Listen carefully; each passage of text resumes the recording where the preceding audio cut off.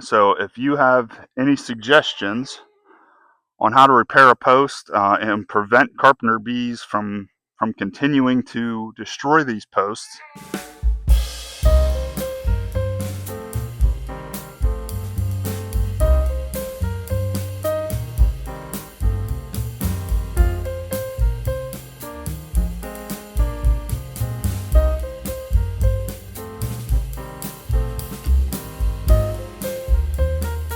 we are back.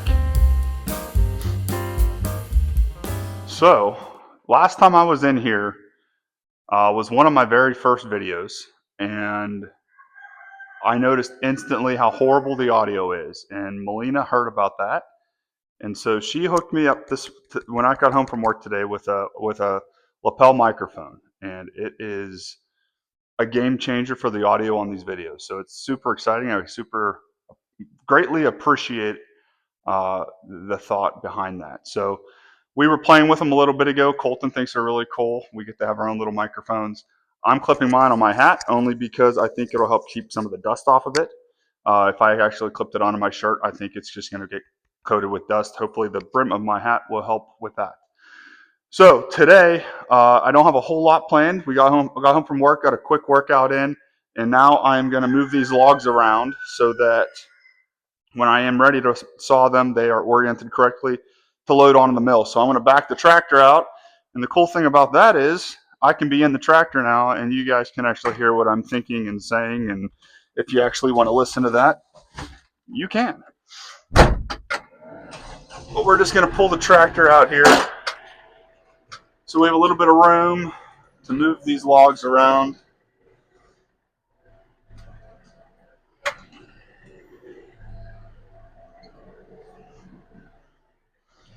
Nice and easy.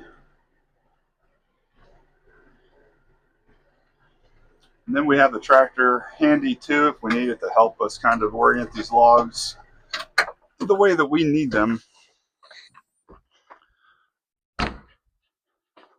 So I think what I'm going to have to do is take the second log here, move it out of the way, and see if we can get a good spin on the bigger log.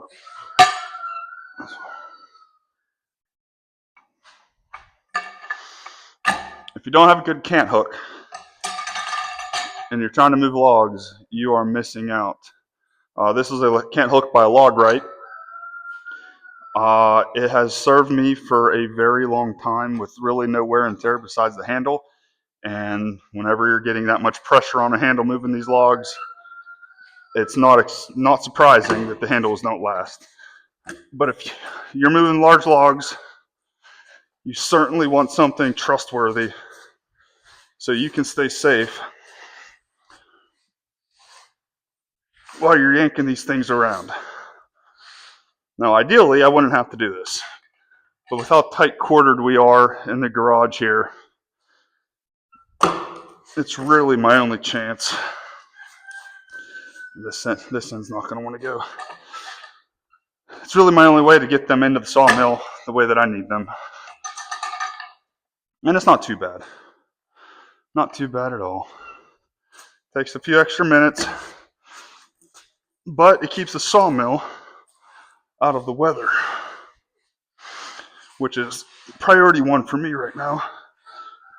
All right.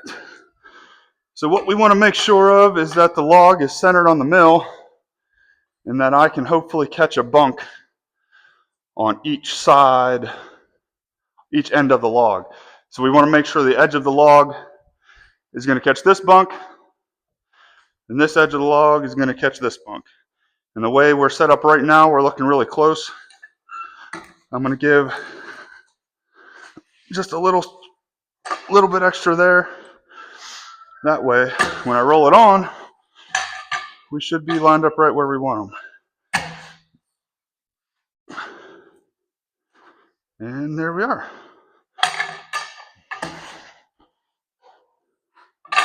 One down, one to go. And maybe we'll bring a couple extra up to the mill here soon. Let's see, what's the best way to take this one? Let's just roll it forward and just carry it around.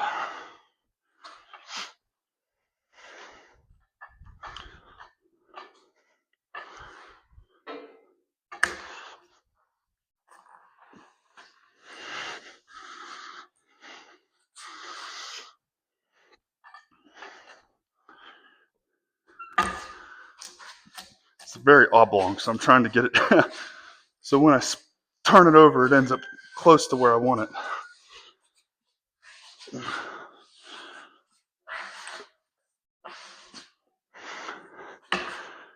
I think it was Isaac Newton.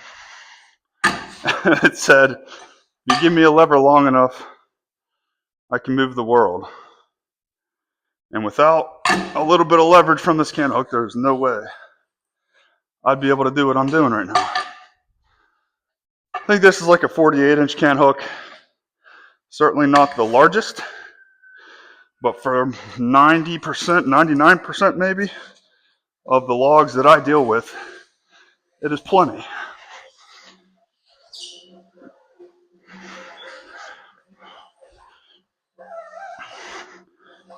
There we have it. Nice and lined up. Okay, so these are where I need them. It's very tempting to go get another log or two and just have them in here ready to go the next time I get to the mill. But it's also going to be hard to turn another log and still have room to pull the tractor in.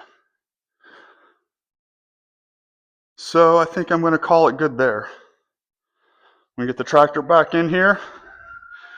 I'm going to check that item off the list today.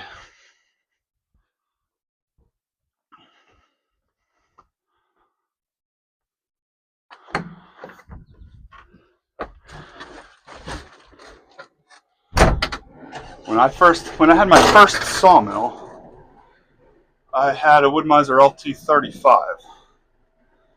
And I started using that sawmill while we lived in Pennsylvania, and I did strictly portable work besides some small stuff for personal use. And the reason being, I did not have a tractor or any real way to move logs beside the pickup truck to that sawmill. Then when we moved to West Virginia, I decided not to do portable work because it was taking my weekends away from family time, which I didn't like. And so I started doing stationary work here at the house. And that went pretty well. But it got to the point I was almost too busy when we sold that sawmill. But it was because of that and some other work on the property, we got the Coyote tractor. And I would not run a sawmill again without a tractor that can handle these logs. These are nothing enormous. These are all poplar logs, like I've been saying, that I've been milling for a while. Average about 18-inch diameter probably at the base. They get a little bit larger. We're looking probably 24 at the butt log here. Just taken off of our own personal property on the trails that you guys see on the videos. And this tractor handles them really with no problem at all, even with nothing on the back. The Coyote tractor lift capacity is actually pretty impressive. So that's going to do it for these logs today. My next task is to walk around the property where we had weed eated yesterday. And I noticed a lot of the posts, the wooden posts in the corners, and every fifth post, I have a wooden post. And between those is where we have the metal T-posts. And I noticed a lot of the wooden posts are really getting tore up by carpenter bees. So I want to go take a look at those, take an inventory of which ones are bad, spray them with the Carpenter Bee spray that we usually use up here near the house, and come up with a game plan for how I'm going to potentially repair these posts or prevent carpenter bees from coming back. So that's where we're going to head next. I'll take you guys down around the pasture. And after that, we'll probably start wrapping things up. I do want to do a couple odds and ends around the house still after that. Probably put the brush hog on the tractor. I really need to get back and do some brush hogging probably this weekend. We have hay coming and stuff too, so it'll be a good weekend to sit in the AC in the tractor and just put some put some seat time in to get the fields mowed. So let's hope we can get that on here today. And now with these logs moved, I have lots of room for the tractor. So let's head around the pasture and see what we can do there. All right, so we're at our first post where we're having trouble here, and this is probably the worst one that I've seen. The carpenter bees are really just destroying this post. Fortunately, it's a line post, and so it's really not holding a whole lot of load from the stretch of the fence. But this is really getting pretty bad. What I have is Spectracide, Carpenter Bee, and ground nesting yellow jacket killer. I've been using this for years up around the house, in the barn, whenever we have Carpenter Bee problems up there. It's done a very good job for me. I see it working almost instantly as it contacts any of the bees. But down on these fence posts, I've neglected them, I guess, a little too long. I mean, these have some serious holes through them. I mean, you can see that one's going all the way to the next side. You know, it's coming out the bottom here. So I'm going to spray these for now, in hopes of killing what may be there. But I'm going to have to come up with a repair for these, and I'm not sure what that's going to be yet. So if you have any suggestions on how to repair a post and prevent carpenter bees from continuing to destroy these posts, besides getting a new post and one with the old treatment that they used to have, the CCA stuff, the old agricultural treatment that actually deterred rotting and bees and any of those insects like that, I'd appreciate any thoughts. So I'm just going to go in here, and you know, this is a foaming spray, so it really gets into the crevices, and you can see these are all connected.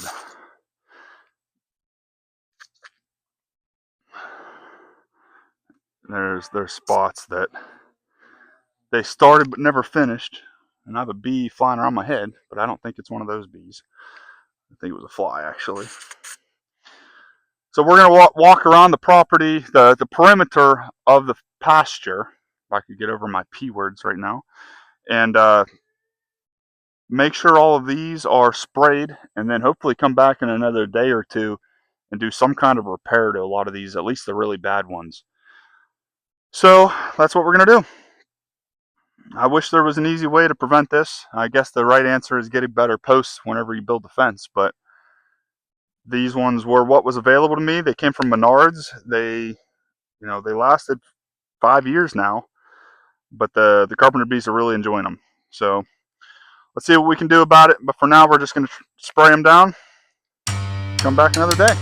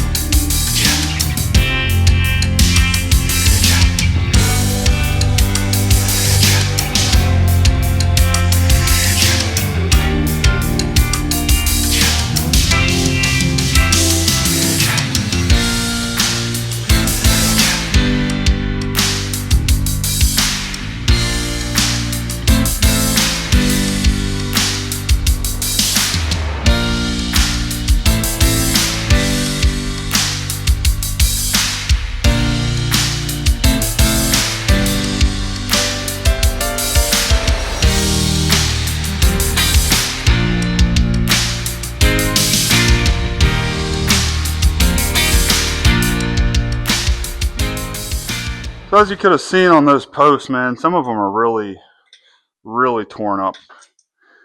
They they're especially some of the cross members, the underside of some of those horizontal members between the posts are in really rough shape. Some of those may need to be replaced ultimately, but we're going to wait for right now and make a decision on that after we determine how we're going to repair these. So that'll come another day. In the meantime, I'm going to go ahead and get the brush hog put on the Coyote here. Just need to take off this trailer mover, which comes in extremely handy, extremely often. These Pat's quick hitches are really nice. When I was working on trying to decide how I was going to do all my implements for the tractor, the quick hitch comes to mind. But the quick hitch, I felt like locked me into all new equipment for the 3-point to make sure it fit that quick hitch. So I opted for these Pats, which are adjustable but still a pretty quick hookup with the hydraulic top link, and it's worked great for me. We don't have a whole lot of 3-point implements right now. We just have the box blade, the trailer mover, and the brush hog. But I'm going to run over, hook up the brush hog, and I think that'll about do it for today.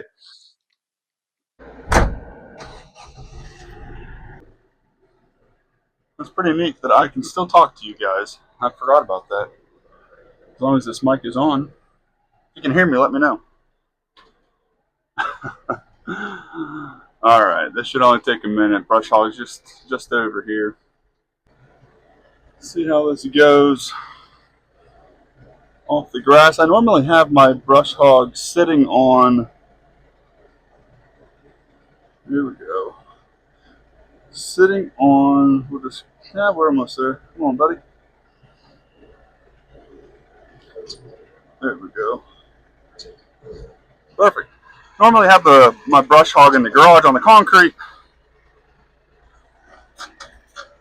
sitting on small dollies, and it makes hookup really easy because I usually end up bringing the brush hog to the tractor rather than the tractor to the brush hog, because otherwise these Pat's quick hitches, they can spread and close on their own. They don't have a rigid link between them, so the spacing needs to line up with the spacing on the brush hog itself. And with them on little furniture movers, with the brush hog on furniture movers, it makes that extremely easy to adjust it as you're pushing the brush hog towards the tractor. Alright, pretty close here, a little smidge more. The hydraulic top link is definitely a game changer too. It makes this hookup a lot easier. You don't have to adjust in and out for your top link nearly as much. Alright, let's shut the tractor down so that we can connect the 3-point. We may need to raise that up, but let's see where we're at here.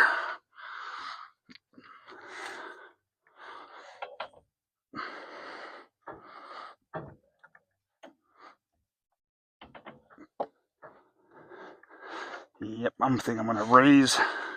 So what's happening is the blades are in contact with the ground, and so I'm not able to rotate the shaft to rotate the blades to line up the splines with the tractor.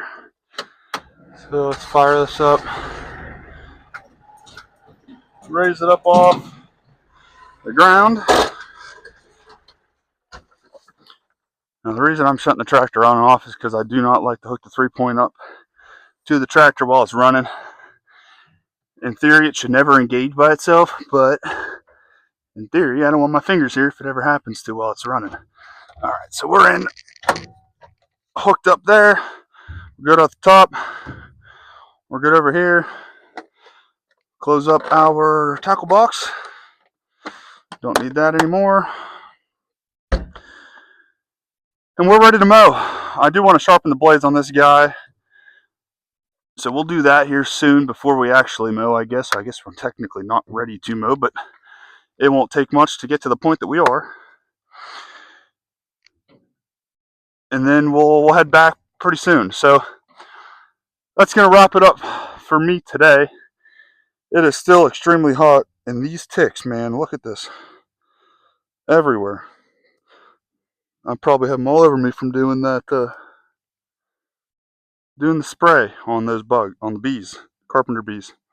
If you guys do have any thoughts on the Carpenter bees, I would greatly appreciate it. And I'm going to have to get used to where to put this guy. I would greatly appreciate any thoughts on the Carpenter bees on those fence posts, because they are bad. So we'll get that fixed up soon. But in the meantime, guys, it's supposed to storm here tomorrow, so that's why I wanted to get this on today. So once it dries up after the storm, I'm ready to rock and roll, because it's going to start growing like a weed. But I'll see what we get into tomorrow. Probably be something in the garage, maybe a quick workout in the basement. We will see. But I will catch you guys tomorrow. Thanks for being here. I'm having a lot of fun. This microphone's going to make a big difference, I think, for the quality of these videos. So stick around. Happy you're here. Thanks, guys.